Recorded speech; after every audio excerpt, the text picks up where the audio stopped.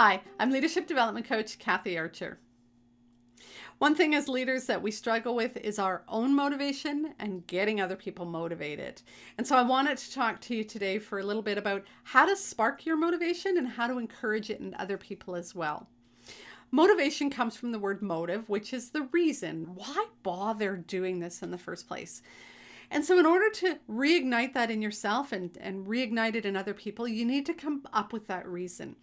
So to motivate yourself and to motivate others, spend some time doing a little bit of digging.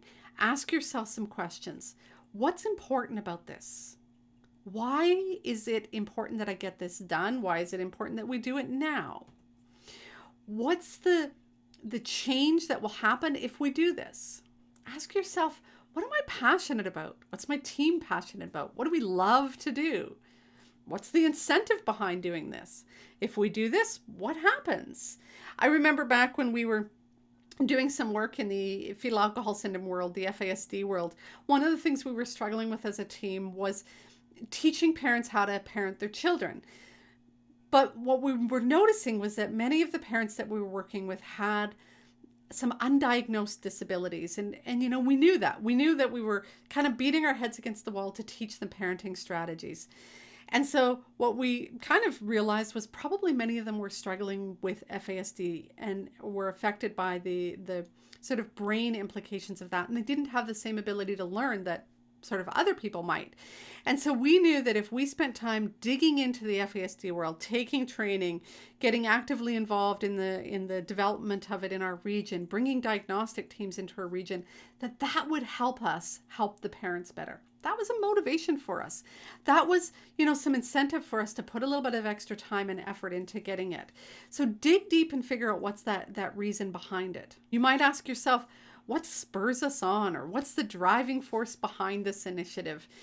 Accreditation is something that we all have to go through. There's certain standards we have to meet. There's inspections and check-ins and all this kind of stuff. And it can seem kind of out there.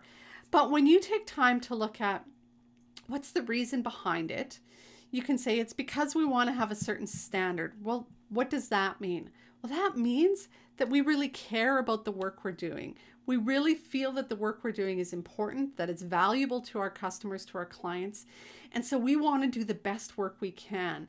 And so by having this inspection, these standard reviews, they're kind of double checking. And so we can take pride in the work we're doing and feel good about what we're accomplishing.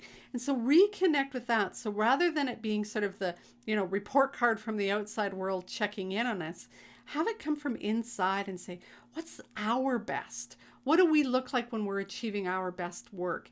And, as an individual, what am I looking at like when I'm being my best self? And when you can kind of pull that motivation out from within, it's way stronger than somebody else kind of wrapping their, ruler on your head saying, do it this way. So motivation is the desire. It's the urge that you have to do something. In order to motivate people, reconnect with that. Figure out the why, and you'll be much better able to both motivate yourself and the people that you work with.